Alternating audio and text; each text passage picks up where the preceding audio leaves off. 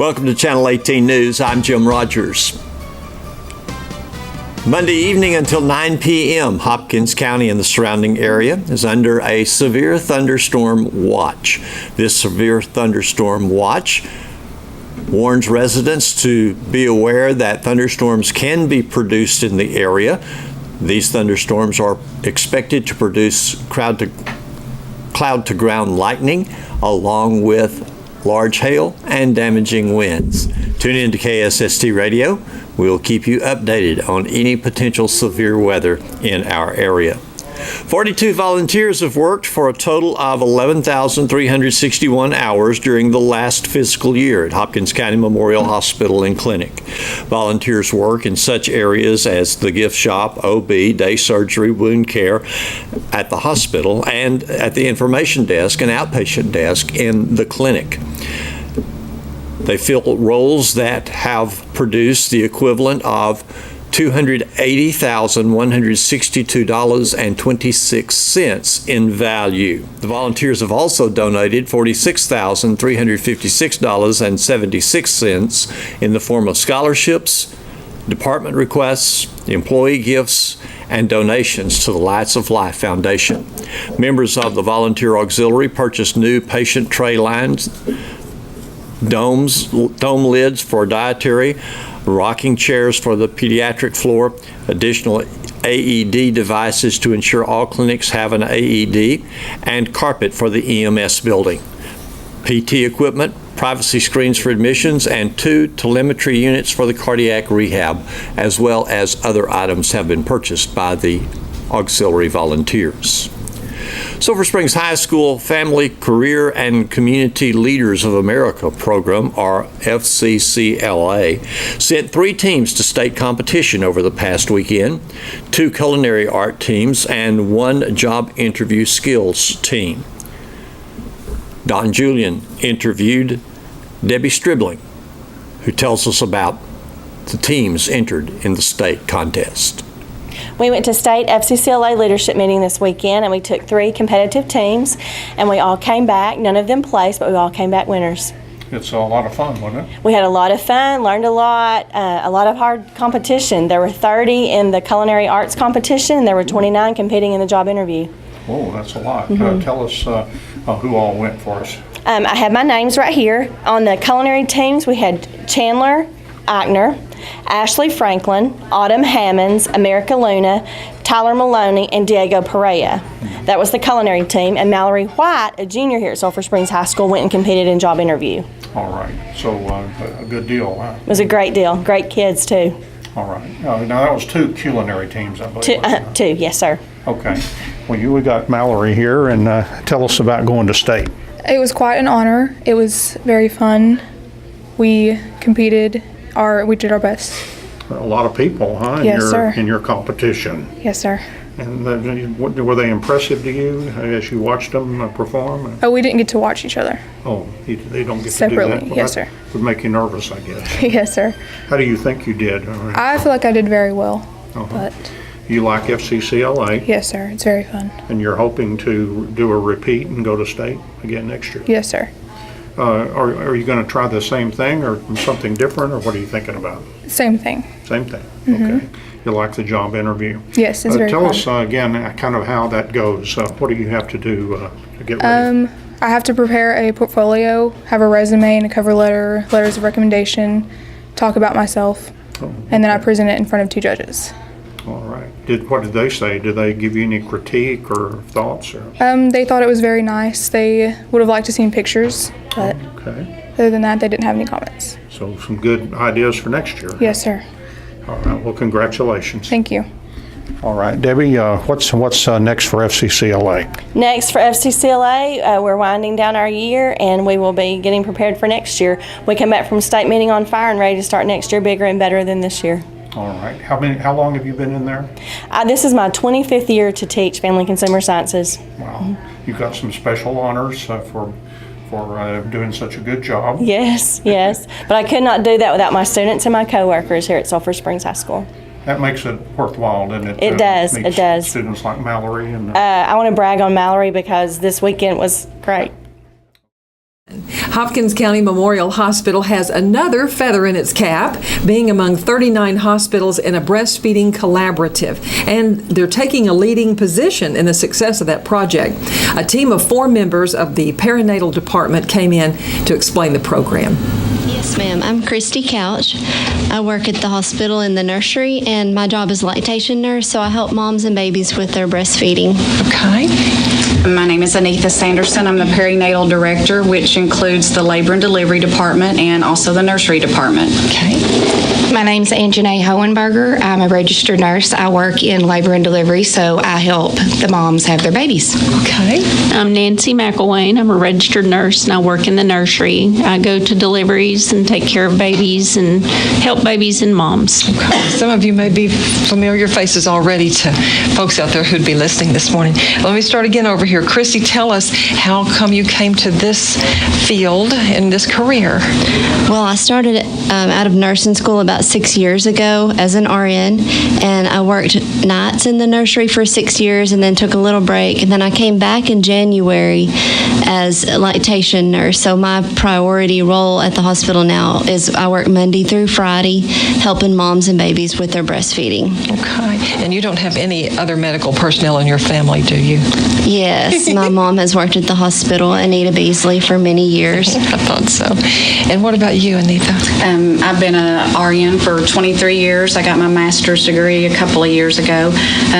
Done various things in nursing, because that's the wonderful thing about being a nurse is you can go into various fields. And I had the opportunity to get into labor and delivery and nursery recently, so I took advantage of that opportunity, and that's why I'm where I am right now. Okay. So I'm going to ask you one more question. Okay. Perinatal department, and that means briefly what?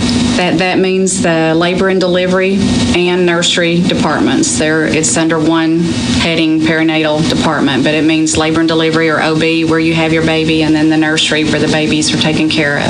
Okay, so Memorial Hospital has an exciting link right now, and since starting last year, that we're going to be discussing more. Okay, Anjanae, tell me how you got started. I became a nurse 19 years ago, and I've worked in several different areas, but labor and delivery is by far my favorite, so Okay. I just really love my job. And Nancy? I've been a nurse 11 years now, and I started out in the nursery, and I hope to get to retire from there. I love my job. Okay. I have some questions for you. Tell me, and whoever wishes to answer this, tell me about the changes that you've made in the perinatal department at Memorial Hospital. Well, breastfeeding has become a national priority. In 2011, the Surgeon General placed a call to action to increase breastfeeding rates nationally. And in June of last year, some of our staff attended a meeting or a seminar. It was hosted by WIC, Medicaid, and NICHQ. NICHQ is the National Institute for Children's Health Quality. And we learned there that breastfeeding rates in Texas lag way behind national averages. So we joined what's called the Texas Breastfeeding Collaborative at that time. NICHQ funds them. And then we came back and we started placing babies skin to skin and trying to increase our breastfeeding rates. Okay. And the skin to skin, the benefits of that for baby, maybe we could guess that, but what about for mom? Well, for moms, it helps to decrease their anxiety. If you have a really anxious mom and put the baby on her chest, she will get much calmer. It increases maternal affection and bonding. It builds confidence and stimulates hormones for milk production as well. Isn't it amazing? It is amazing. You should see it. I have another question.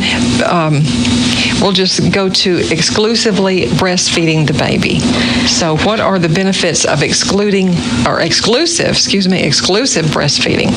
Well, exclusive breastfeeding actually decreases the baby's risk of illnesses such as asthma, ear infections, any kind of lung and tummy infections. It also decreases the risk of obesity for the babies and their chances of having diabetes and childhood cancers. And there's also studies out there that show an increase in IQ levels of the babies as well. It's very interesting to us. Not to mention it's pretty handy. Always at the right temperature and never having to mix or warm the milk like you would the formula. So. Well, and it's something that dads can't really help do. Moms pretty much have to do that part. This, as you mentioned, the bonding. Right. and many dads can also do skin to skin. So we're encouraging that at the hospital as well, for dads to be a part of caring for the baby and bonding with the baby, even though they're not able to breastfeed. Okay. We do encourage them to place the baby skin to skin. Okay. Let's ask this: the benefits of exclusive breastfeeding for the moms. Benefits to the moms are weight loss. That's a big one for a lot of our moms out there.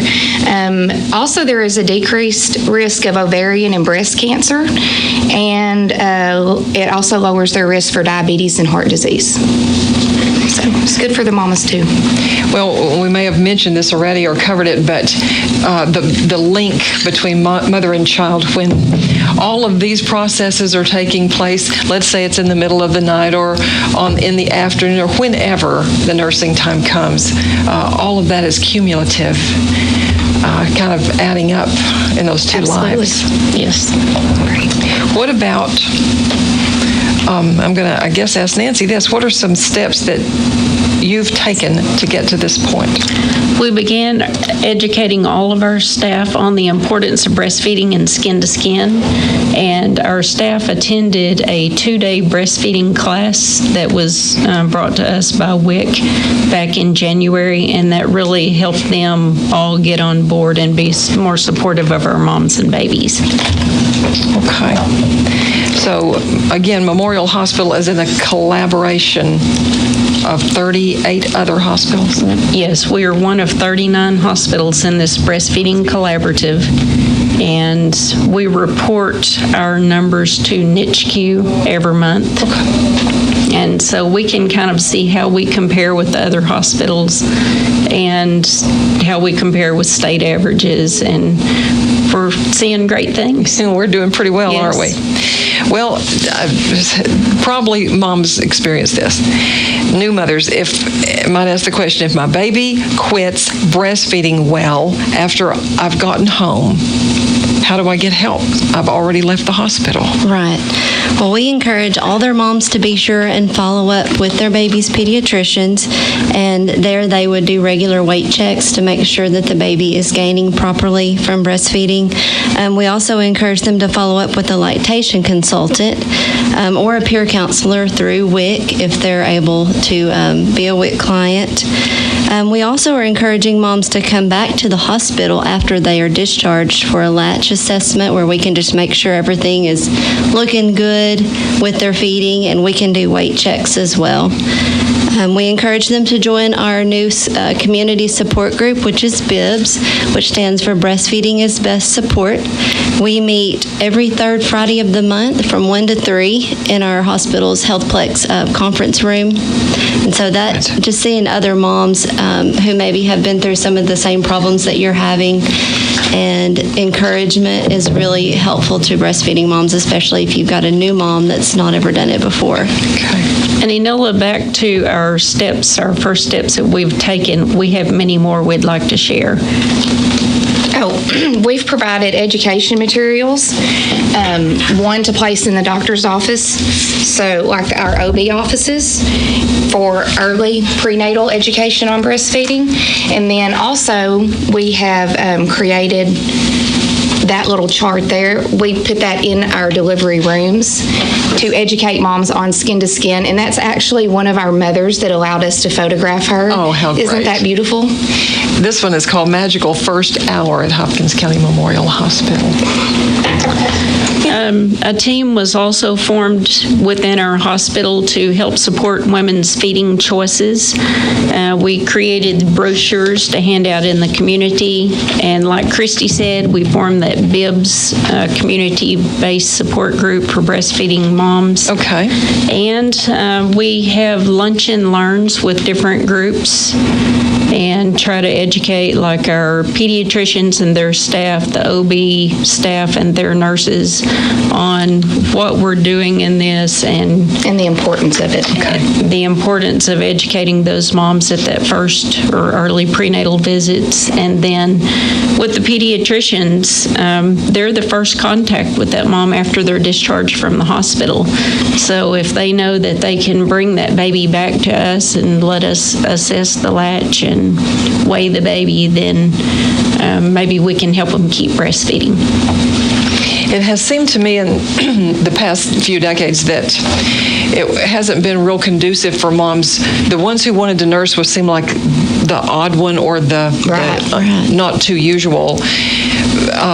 But now there's so much more support for that. And the doctors too? Yes, about 70% of our women come into the hospital saying that they want to breastfeed. And up until September, only about half of those were leaving breastfeeding. And that's really a state average. So we're really excited about the changes and seeing the increases in numbers since then. Well, I want to ask, and I'm not sure this is on the list, but you get home and then you start to have problems and you think, well, I tried it, so I'll stop. But moms used to frequently say, I would like to try breastfeeding, but now you can really say, I'm going to. Yes. Especially here at Memorial Hospital because of all the support now in this program. But sometimes you'll have a mom that does want a bottle feed. Yes, we do. And we want to be sure that the moms in our community know that we're here to support their feeding choices, whether it be breast or bottle. Our main goal is a happy, healthy mom and a happy, healthy baby. And so progress is coming along from the changes that have been put in at our hospital. Yes. Since we began placing the baby skin to skin on September 1st of last year, as Nancy's already said, we've seen a steady increase in the numbers of moms going home breastfeeding exclusively, without having to offer any formula at all. As she said, before we made these changes, only about 30% of the moms were leaving the hospital exclusively breastfeeding. And that means they don't have anything but breast milk the whole time while they're in the hospital. That's exclusive. In fact, in February, we reached our highest goal, which was 70% of our moms leaving exclusively breastfeeding, and we're super proud of that. Yes, that's awesome. That is awesome. Well, I have a personal story on that. My granddaughter, Hannah, had her twins last September in Memorial Hospital, and she immediately, said she wanted to nurse, and that was her plan all along. She was helped tremendously by the staff there at Memorial Hospital on nursing twins, and so she continues to be successful at that. I do know that when they were 6 months old, she was still exclusively, but she was considering starting to supplement their diet then. And we were talking to you earlier that Hannah was one of the first patients that we had that we actually did skin to skin in the operating room. And we do offer that to our moms routinely. And we are one of the only facilities locally or around in the area that have skin to skin in the operating room. That is wonderful. And it's smart. Mm-hmm. And it's not like anything new. I mean, now we're going back and finding that the old things did, the natural things did work. Our moms and babies are loving it, and the dads too. We put those babies skin to skin with Dad, and they really enjoy it as well. We've had a great response from our community to it. Well, it's a good thing that we have your training and the positive go-ahead to put this into practice. I know years ago we would have our moms and our grandmothers and aunts around us maybe who had the prior knowledge and would help coach and all, but a lot of times families are more fragmented now. So we do need this. And we've got just about another minute or so that we can talk if anybody has something else they'd like to add. Well, we would just like to encourage people to come down and check out our facility, check out our staff, our friendly staff, and we have information we could give them there at the hospital.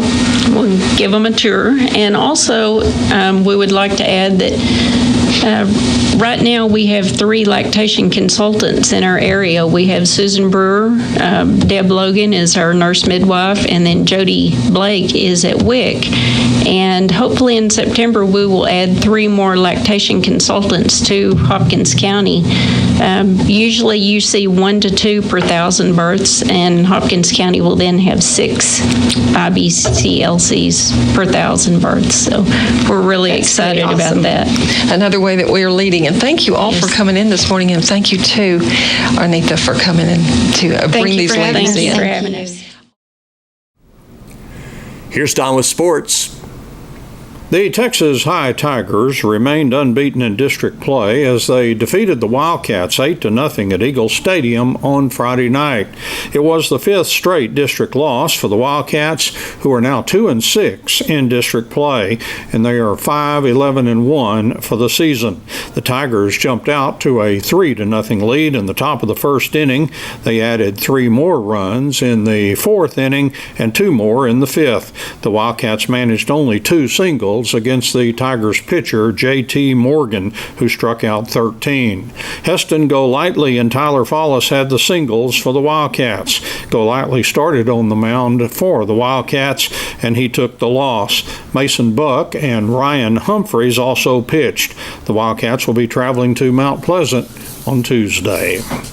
The Lady Cats softball team edged by Texas High 4-3 in 8 innings on Friday night.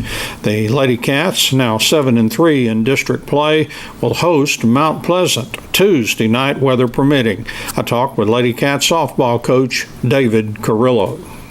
Yes, that was a great game for us. We really needed that to stay in the, I kind of challenged our girls the second round saying, hey, we're going to have to fight, after our first round of finishing 4-3. And, our girls came through. They've kind of run through a string of some bad luck. And, it was just so good to see some good things happen to them. Getting the 4-3 win at Texas High was just great, and we had to come back to do it. So, we've been coming back, with Marshall and then Texas High. And, we've been playing some tough games, but our girls always answered the call and came back. Brinkley Driver's home run, top of the 7th, was huge. And then, the next inning you get Kelsey Wallace, going in there and hitting the inside the park home run. So those were 2 big, huge plays for us. And, of course, it all starts in the circle. And Landry Bell and Sarah Womack did a really great job pitching, too. So, overall it was just a great team effort and, very proud of the kids. And, like I said, it's very hard to win over there, but they were able to get it done. Apollo Creed and Rocky Balboa. Yeah, I was a lone survivor. Let's see who can get it, and we just kind of hung on. But throughout the whole contest, I just feel like our girls, they just continue to fight and continue to battle. Even, I look at how many games that, all of our losses, other than one game, we've been in every single one of them. For the most part, we've been either coming back or on the front end of those, those one-run games or those tight contests. So I think things that happened earlier in our season has helped us and prepared us for, things like this and never giving up and just fighting.